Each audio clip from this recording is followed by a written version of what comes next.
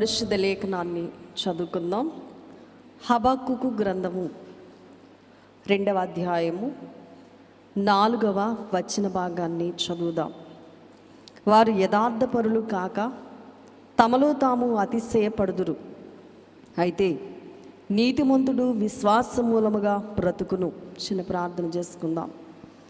మహోన్నతుడైన తండ్రి, మాతో మాట్లాడడానికి వేం చేసిన దేవా, మాకు విశ్వాసమును అగపరచడానికి, మమ్మను బాగు చేయడానికి, విశ్వాసము ద్వారా బలపరచడానికి, విశ్వాస వీరులముగా నీ సన్నిధి చేరడానికి మీరు మాకు నేర్పవలసిన మాటలన్నీ మేము నేర్చుకుని నీ దగ్గర చక్కగా కూర్చుని దేవా, నీలో ఉన్న అనుభవము చేత మేము నడవడానికి సహాయం దయచేయమని నిలవబడి ఉన్నానే కానీ నీ వైపు చూస్తూ ఉన్నాను. ఆత్మదేవా, నాకు సహాయము దయచేసి నీ దయగల వర్తమానం మా అందరికీ నీ అందించుమని దయగలిగిన యేసుక్రీస్తు వారి నామమందు ప్రార్థించి బ్రతమలాడి వేడుకుంటున్నాను పరమ తండ్రి, ఆమేన్. పరిశుద్ధ లేఖనములో హబక్కుకు రాసినటువంటి గ్రంథములో 2వ అధ్యాయము 4వ వచన భాగము, అయితే నీతిమంతుడు విశ్వాస మూలముగా బ్రతుకును, విశ్వాసము చేత బ్రతుకును. విశ్వాస నీతిని అందుకొని విశ్వాస పూర్ణతలోనికి రావాలని ఆశపడుతున్న మనకి కూడా సిద్ధపాటునివ్వడానికి దేవాది దేవుడు మన మధ్యకు వేం చేసిన వారై ఉన్నారు. ఆత్మ తండ్రి యొక్క ఆలోచనను బట్టి నేటి దినమందు విశ్వాసము ఏమై ఉన్నది, దాని యొక్క అవగాహన మనము తెలుసుకోవలసిన వారమై ఉన్నాము. నేటి దిన ధ్యానాంశము విశ్వాసము యొక్క విశ్వాసము. ఏమిటి విశ్వాసం యొక్క విశ్వాసము అంటే, బైబిల్ గ్రంథములో 2 భక్తులు మనకి కనబడతా ఉంటారు. బైబిల్ అంతటా భక్తులే, కానీ ఈ రోజున 2 భక్తులైన వారిని మనము చూసినట్లయితే, ఒక ఆయన పేరేమో పౌలు గారు, మరొక ఆయన పేరేమో పత్రిక వ్రాసినటువంటి యాకోబు గారు. ప్రియులరా, పౌలు గారేమో ఒక అంశం ఎత్తుకున్నారు, దానికి సంబంధించినటువంటి అంశాన్ని పత్రిక రాసినటువంటి యాకోబు గారు కూడా ఎత్తుకున్న వారై ఉన్నారు. బావుగా చదివామంటే దానికది దీనికి ఇది వేరువేరుగా ఉన్నవి, కానీ ఇంకా బాగా పరీక్షిస్తే 2 కూడా ఒకటిగానే ఉన్నట్లుగా, ఆయన సిద్ధాంతము ఈయన సిద్ధాంతం విశ్వాసులందరూ నేర్చుకోవలసినదే అన్నట్లుగా కనబడుతూ ఉంటుంది. పౌలు గారు ఏమని చెప్తున్నారు అంటే, విశ్వాసము వలన రక్షణ అని చెప్పారు. దేనివల్ల రక్షణట? విశ్వాసము వలన రక్షణ. విశ్వాసం ఉంటే ఏం కలుగుతుంది అంటే రక్షణ ప్రాప్తిస్తుంది. ప్రియులరా, పౌలు గారు మాట్లాడినటువంటి మాటనే చూస్తే ఈ రక్షణ అనేది విశ్వాసము వలన పొందుతుంది అని పౌలు గారు చక్కగా మాట్లాడుతూ ఉంటే, మరి యాకోబు గారు వ్రాసినటువంటి సిద్ధాంతములో ఏముంది అనంటే, ప్రియులరా, క్రియల వలన రక్షణ అని అంటున్నాడు. యాకోబు గారేమో క్రియల వలన ఏముందట, రక్షణ ఉంది అంటున్నాడు.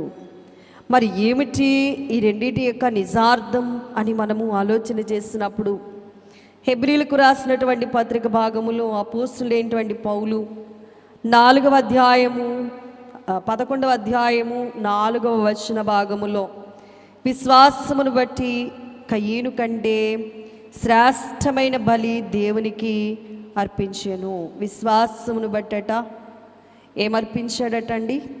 హేబేలు కయీను గారి కంటే కూడా శ్రేష్టమైన బలి దేవునికి అర్పించారు. దేనిని బట్టి అర్పించారు?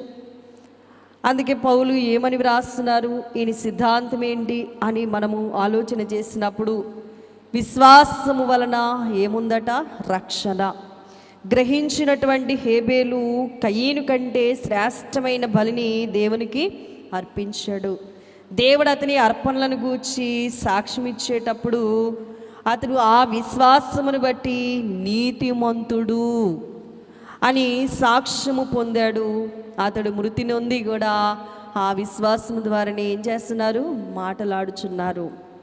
ఇది పౌలు గారి యొక్క సిద్ధాంతం. అయితే యాకోబు గారు వ్రాసినటువంటి మాటల్లో ఆయన సిద్ధాంతాన్ని పరిశీలన చేసినప్పుడు యాకోబు పత్రిక భాగాన్ని మనం చదివితే ప్రియులరా, లేఖనములో వ్రాయబడ్డ మాట 2వ అధ్యాయము 20వ వచనము, వ్యర్థుడా, క్రియలు లేని విశ్వాసము నిష్ఫలమైనదని తెలుసుకొనగోరుచున్నావా? క్రియలు లేకుండా విశ్వాసం లేదు. మరి క్రియ ద్వారా ఏం కలుగుతుందంట? విశ్వాసము. ఈ యొక్క యాకోబు గారు రాసినటువంటి మాట ఏమిటంటే క్రియ ద్వారానే ఏం కలుగుతుందంట? రక్షణ అనేది కలుగుతుంది అని అంటున్నాడు. అయితే బైబిల్ గ్రంథములో కనబడుతున్నటువంటి దానిని చూసినప్పుడు విశ్వాసం అనగా ఏమిటి, దేవుడు ఏం చెప్తాడో అది నమ్మడం. మరి అయితే ఈ హెబ్రీయులకు రాసినటువంటి పత్రిక భాగములో మనకి తెలిసినటువంటి మాట 11వ అధ్యాయం ప్రారంభ వచనములో, విశ్వాసం అనున్నది నిరీక్షింపబడు వాటి యొక్క నిజస్వరూపము, అదృశ్యమైనవి ఉన్నవనుటకు రుజువునై ఉన్నది. దానిని బట్టియే పెద్దలు సాక్ష్యము పొందిరి. దేన్ని బట్టి పొందారట? విశ్వాసమును బట్టి. ఒక పెద్దగారిని మనం పరిచయం చేసుకుంటే ఆదికాండములో ఉన్నటువంటి అబ్రహాము గారు. ఈ అబ్రహాము గారిని, ఆదికాండములో ఉన్న అబ్రహాము గారు ఈ పెద్దగారిని చూస్తే దేవుడు చెప్పిన మాట వెంటనే నమ్మేను అని ఉంది. నమ్ముటే ఏమిటట? విశ్వాసము. నమ్ముటే విశ్వాసం. అక్కడ క్రియ లేదు. క్రియ ఉందంటారా? లేదు. ఏం చేశాడు? నమ్మేను. క్రియ లేదు, నమ్మినాడు, అంతే. అలాగూ వెంటనే నమ్మినందున అతనికి వచ్చిన బిరుదులు 2 ఉన్నాయి. ఒకటేమో నీతిపరుడు. ఏమని బిరుదండి అబ్రహాము గారికి? నీతిపరుడు. 2వ బిరుదు విశ్వాసులకు జనకుడు. విశ్వాసులకు జనకుడు. మరి ప్రియులారా, ఈ 2 బిరుదులు కూడా ఆయన పొందినట్లుగా మనం చూడగలుగుతున్నాం. అబ్రహాము దేవుని నమ్మెను గనుక ఆయనకు ఏముంది? విశ్వాసం ఉంది. దేవుణ్ణి ఎలా నమ్మాడు అంటే విశ్వాసం ఉన్నా, అక్కడ క్రియ లేదు, కానీ క్రియ లేకపోయినా కూడా దేవుడు అతన్ని ఎలా ఎంచాడు? నీతిపరుడు అని ఎంచారు. గనుక క్రియల కంటే ఏంటి గొప్పది అంటే విశ్వాసమే గొప్పది. విశ్వాసమే ప్రాముఖ్యమైనది. అటి విశ్వాసంబు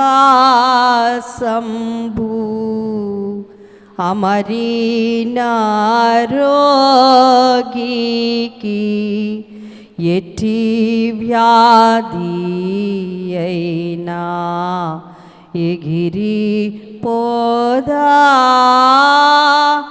బట్ట ముట్టు కొనుట బహిరంగ కార్యంబే, గట్టి నమ్మిక మదిలో కలుగు కార్యంబు. విశ్వాసం కలిగిన తోడనే గొప్ప కార్యాలు జరుగుతాయి. కాబట్టి విశ్వాసమే ముఖ్యము, అవసరమని అబ్రహాము గారి యొక్క చరిత్ర వలన, ఈ పెద్దగారు అనబడుతున్న అబ్రహాము గారిని బట్టి మనము తెలుసుకుంటున్నాము. అబ్రహాము అప్పుడు క్రియలు చేయలేదు, కానీ తర్వాత మాత్రం క్రియారూపకంగా చూపించాడు. ఏంటి ఆ క్రియా చరిత్ర అని బైబిల్ గ్రంథములో చూస్తే ఆదికాండము 22వ అధ్యాయములోనికి వచ్చేసరికి ప్రభువారు మాట్లాడినటువంటి మాట ఏమిటి అంటే, అబ్రామా, నేను నీకు ఇచ్చినటువంటి లేక ఇచ్చినటువంటి కుమారుణ్ణి, నీ వృద్ధాప్యములో ఇచ్చిన కుమారుణ్ణి, నీకొక్కడై ఉన్న నీ కుమారుణ్ణి, నీవు ప్రేమించే నీ కుమారుణ్ణి ఆ ఇస్సాకును తీసుకొని మోరియా దేశానికి వెళ్ళి అక్కడ నేను నీతో చెప్పబో పర్వతముల ఒక దాని మీద దహన బలిగా నాకు అప్పగించు, అర్పించు అని అన్నప్పుడు అక్కడ చూడండి ప్రియులరా, మనము ఆలోచన చేసినట్లయితే అబ్రహాముతో దేవుడు మాట్లాడిన మాట ఏమిటి అంటే, నీ జనాంగాన్ని ఇసుక రేణువులంతా ఆకాశ నక్షత్రములంతా విస్తరింపజేస్తానన్న వారిలో ఒక్కడిని కూడా అడగలేదు ప్రభు. అంతమంది భూలోకములో ఉన్న ప్రజానేకాన్ని ఇచ్చినా కూడా వాళ్ళని ప్రభు బలిగా కోరుకోలేదు. కానీ వృద్ధాప్యమందు లేక పుట్టినటువంటి నీ కుమారుడు, నీ గర్భాన పుట్టాడే ఆ కుమారుడు ఎవరండి? ఇష్మాయిల్ అంటారా? కెతూరా చాలామందిని కన్నది వాళ్ళంటారా? ఎవ్వరు కాదు. ఎవరు కావాలంట? మరి వారసుడు లేక ఇష్టుడు లేక వాగ్దానము ద్వారా పుట్టినవాడు, వాగ్దానమును బట్టి పుట్టినవాడనబడుతున్నటువంటి ఇస్సాకును నాకు బలిగా సమర్పించు అని ప్రభు మాట్లాడగా, చూడండి ప్రియులరా, ఏం చేస్తున్నాడు అంటే ఇక్కడ క్రియలో ఆయన చక్కగా చూపిస్తూ ఉన్నాడు.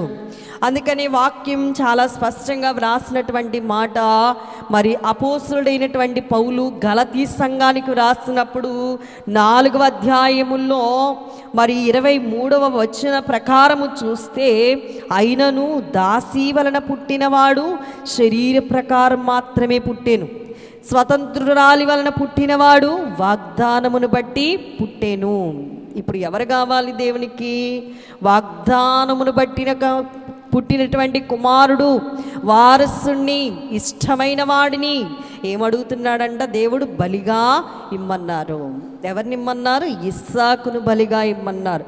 అప్పుడు క్రియలో దేవుని యొక్క సన్నిధానములో అబ్రహాము తన పెద్దరికాన్ని ఎంత చక్కగా క్రియ రూపంలో చూపించాడంటే, మరి అక్కడ ప్రియులరా, మరి ఏ ప్రశ్నైనా వేశాడా? లేక ఇచ్చావుగా అని అన్నాడా? అనలేదు. వేదాంతులు ప్రశ్నలు వేస్తారట, కానీ అబ్రహామట గొప్ప విశ్వాసము గనుక ఏ ప్రశ్న వేయలేదు. వేసినా తప్పు లేదు, కానీ ఏ ప్రశ్న కూడా వెయ్యలేదట. అయితే అబ్రహాము వెంటనే నమ్మాడు. అది గొప్ప విశ్వాసము. అందుకని పౌలు గారు అంటున్నారు, విశ్వాసం ఉంటేనే కానీ లేని ఎడల ఎవరికైనా ఏం లేదట? రక్షణ లేదట. విశ్వాసం ఉండాలి, కానీ లేకపోయినట్లయితే ఎవరికి కూడా ఏం లేదు? రక్షణ లేదు అని ఎఫెసీ పత్రిక భాగములో పౌలు చాలా చక్కగా తెలియజేసినటువంటి మాట మనం ఎఫెసీ పత్రిక చదువుతూ ఉంటాం. 2వ అధ్యాయము 8వ వాక్య భాగాన్ని చదివినప్పుడు ప్రియులరా, మీరు విశ్వాసము ద్వారా కృపచేతనే రక్షింపబడి ఉన్నారు, ఇది మీ వలన కలిగినది కాదు, దేవుని వరమే. చాలామంది అనుకుంటారు నా వలన అని, మానవులందరూ అనుకోవచ్చు, కానీ ఎవరి వలన కూడా ఏం లేదట? రక్షణ అనేది లేదు. మీరు విశ్వాసము ద్వారా కేవలం కృపచేతనే మీరు రక్షింపబడి ఉన్నారు, ఇది మీ వలన కలిగినది కాదు అని చాలా గట్టిగా వక్కానించి మాట్లాడుతూ ఉన్నారు పౌలు గారు. అయితే మరి ప్రియులరా, మరి రక్షణ అనేది విశ్వాసం ఉంటేనే జరుగుతున్న కార్యము. మరి ఇంకా మనం చూసినట్లయితే హబక్కుకు మరి ఆ అబ్రహాము పిమ్మట అనేక వందల సంవత్సరాలకి హబక్కుకు గారు వచ్చారు. ఆయన ఏమంటున్నాడు? మనం ముందు చదివిన మాటల్లో, నీతిమంతుడు విశ్వాసం వలననే జీవించును లేక బ్రతుకును అని చెప్తా ఉన్నాడు. ఈ ప్రవక్తయు క్రియను గూర్చి ఏమీ చెప్పలేదు. అయితే విశ్వాసం వలన నీతిపరుడైన ఉంటాడని చెప్పి అబ్రహామును గూర్చి ఇప్పుడు మాట్లాడుకుంటా ఉన్నాం. ఈ హబక్కుకు చెప్పింది, ఒక మనిషి విశ్వాసం సంపాదించును, నీతిపరుడుగా దాని వలన మారును. తుదక ఆ విశ్వాసం వలననే ఆ మనిషి ఏం చేస్తాడట? జీవించును. 1 విశ్వాసము, 2 విశ్వాసం ఉన్నందున ఏమొచ్చిందట? నీతిపరుడు. అబ్రహాముకి ఏమొచ్చిందండి? విశ్వాసము. విశ్వాసం వల్ల ఏముందంట? నీతిపరుడు. విశ్వాసం వల్ల ఏం చేయబడతాడని హబక్కుకు చెప్తున్నాడంటే బ్రతుకుతాడు అని. విశ్వాసం ఉంటే ఏం చేయబడతామట? బ్రతుకుతామట. సంపాదించుటే విశ్వాసం, బ్రతుకుట విశ్వాసమే. ఈ మాటలు అనీతి పరులను గూర్చి కాదు కానీ కేవలం ఎవరిని గురించి వ్రాయబడ్డాయంటే భక్తి పరులు, నీతి పరులు అని చెప్పబడుతున్న వారిని గూర్చి వ్రాయబడ్డాయి. భక్తిగా, నిజాయితీగా, నీతిగా ఉన్నటువంటి వారిని గురించి మాత్రమే, విశ్వాసమును గురించి ఇక్కడ వ్రాయబడతా ఉంది. పౌలు గారు ఏమన్నారంటే, ఎన్ని క్రియలు ఉన్నా కానీ విశ్వాసము లేని ఎడల అంతా సున్నా. ఎన్ని క్రియలున్నా విశ్వాసం లేకపోతే అంతా సున్నే. అందుకే దైవజనులు మనకు నేర్పించారు, విశ్వాసము లేని విసుగుదల సమాయాన విశ్వాసమిమ్మాని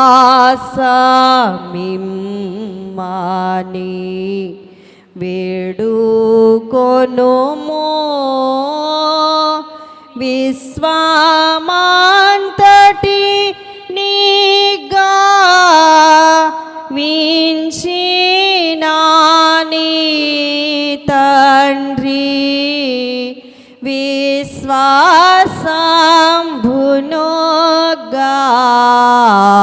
వింపలేడా. ఏం కోరుకోవాలట ప్రభు దగ్గర?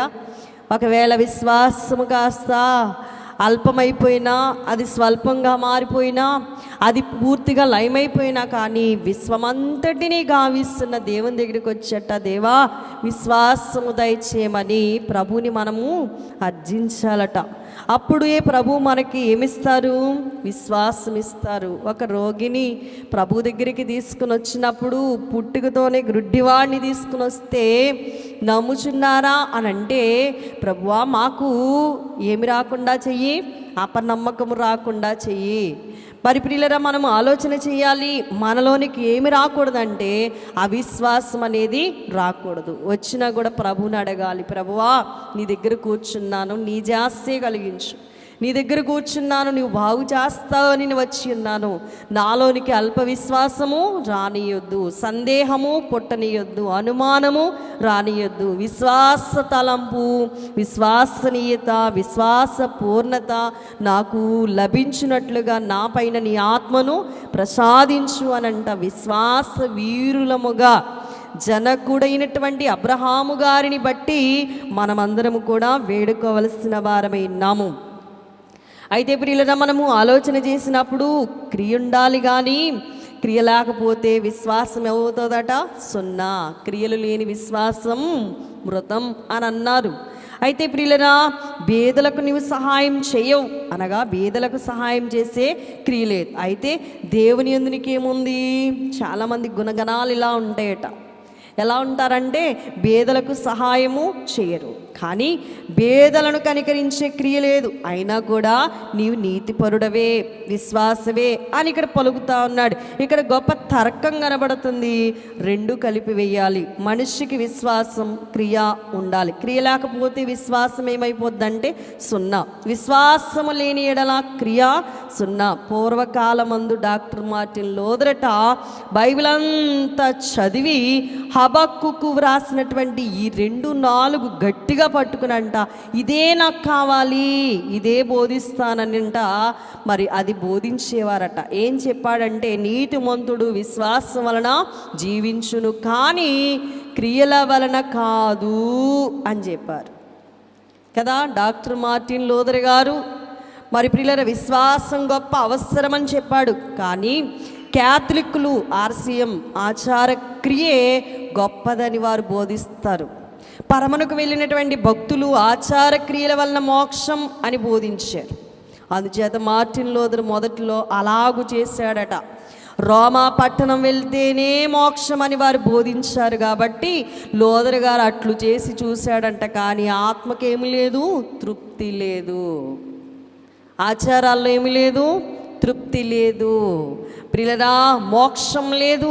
ఆ కాలపు బోధలు ఇంకా ఏం బోధించారంటే, ప్రాణం పోవునప్పుడు వాళ్ళప్పట్లో బోధించిన బోధలు. ప్రాణం పోవునప్పుడు చందా పెట్టిలో ఎక్కువ గల్లుమని సందా వేస్తే మోక్షం అని బోధించారట.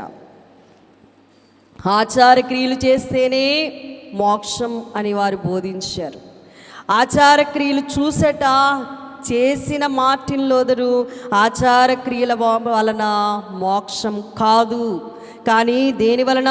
విశ్వాసం వలన నీతిమంతుడు జీవించును, మోక్షమొందును అని చక్కగా బోధించాడు. ఇదే నేటి వరకు కూడా ఏర్పడింది. సంవత్సరానికి ఒక దినమట ఈ వాక్యం మీదే బోధిస్తారట వారు. బైబిల్లో వేల కొలది వాక్యాలుండగా ఆత్మ ఆ వాక్యం మీదకి ఆయనను నడిపించిందట. ఏంటి ఆ వాక్యం? నీతిమంతుడు విశ్వాస మూలముగా జీవించును. ఆ వాక్యం చదివిన మార్టిన్ లూథరు పౌలు గారు, యాకోబు గారు రాసిన 2 పత్రికలు కూడా చదివారట. వీరిద్దరు కూడా మార్టిన్ లూథర్ గారి కంటే ముందే ఉన్నవారు. లూథర్కి ఇది చదివేటప్పటికట 14 సంవత్సరాల వయసు అటండి. దేవుడు మార్టిన్ లూథర్కు బైబిల్ కంటబడేటట్లు చేశాడు. ఏం చూపించారంట? హబక్కూకు గ్రంథములో ఉన్న 2వ అధ్యాయము 4వ వచనములో ఉన్న మాటను చూపించారట, బోధించారట. కనుక ఈ దినం నేర్చుకోవాల్సింది, పట్టుకోవాల్సింది ఏంటంటే పౌలు పక్షంగా విశ్వాసాన్ని, యాకోబు గారి పక్షంగా క్రియలను కలిగి మనం ఉండాలి. ముఖ్యంగా మనం నేర్చుకోవాల్సింది ఏంటి? క్రియలో, అలాగే విశ్వాసము. క్రియలు లేని విశ్వాసం మృతం.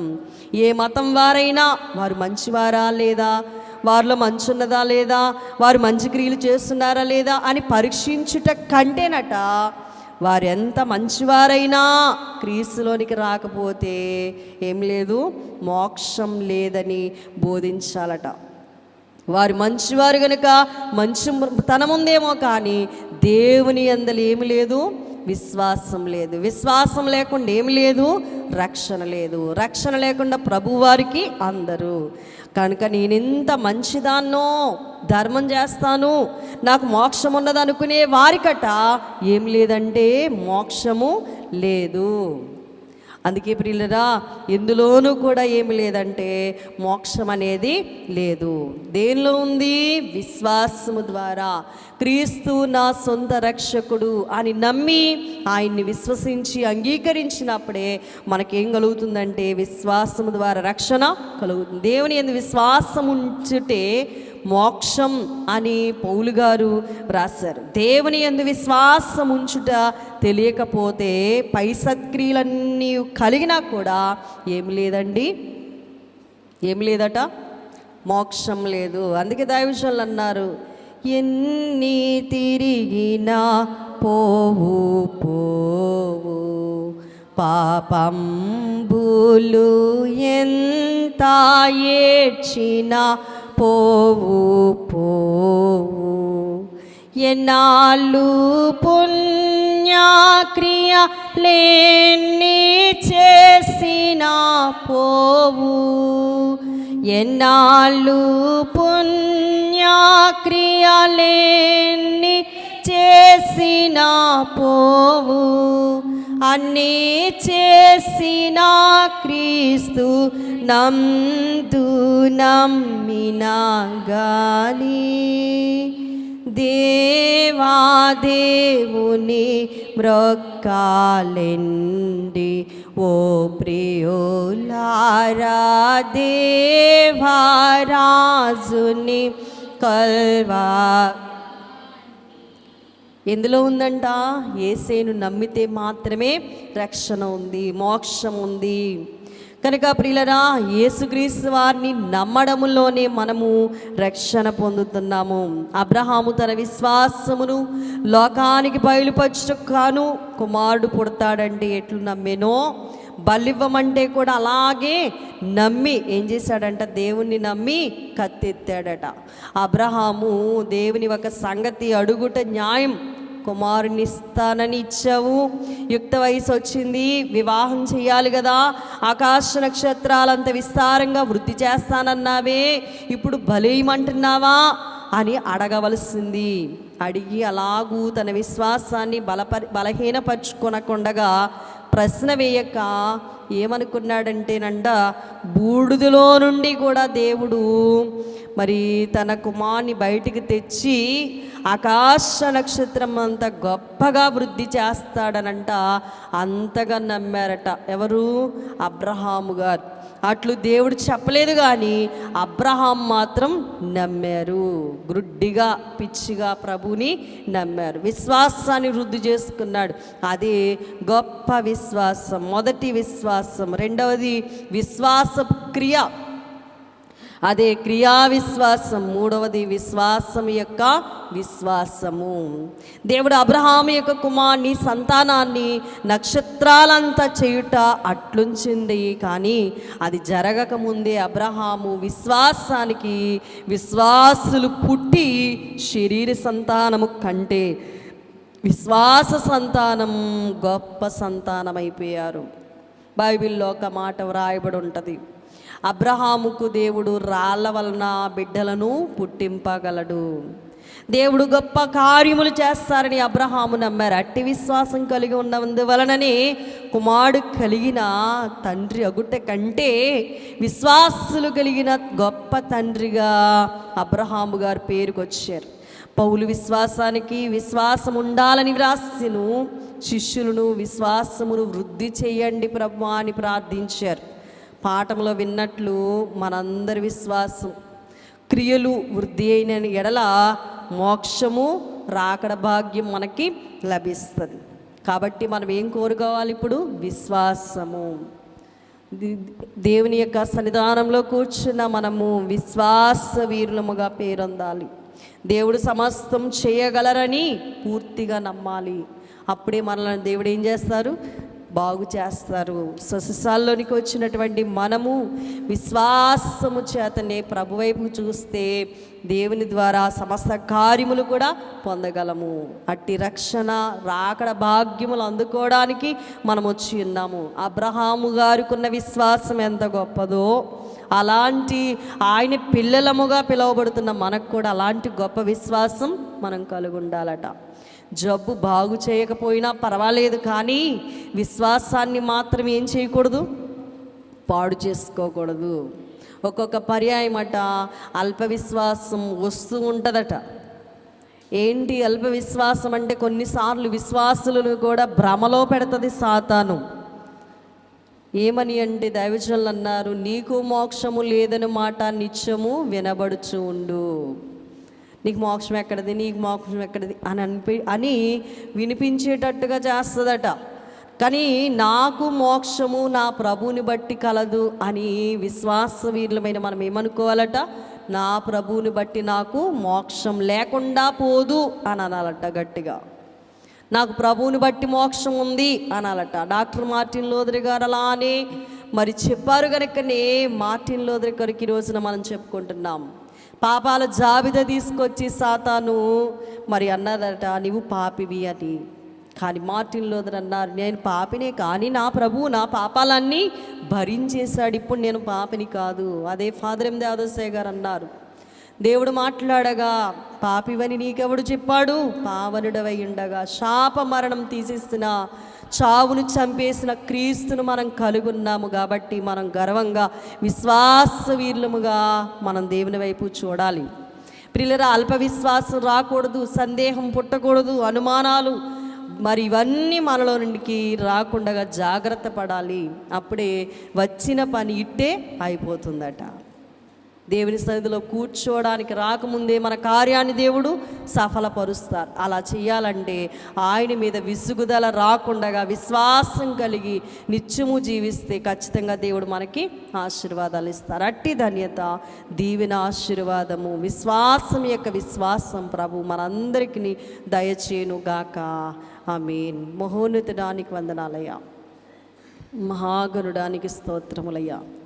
తండ్రి, కుమార, పరిశుద్ధాత్మగా మా మధ్యకు ఏం చేసిన తండ్రి, వాక్యమై ఉన్న దేవా, నిన్ను ఆరాధించుచు ఉన్నాము, నిన్ను స్తుతిస్తున్నాము, నీ మాట వింటున్నాము దేవా. నిన్ను పోలి మేము నడుచుకోవాలని ప్రభువా నీ దగ్గర కూర్చుని ఉన్నాము.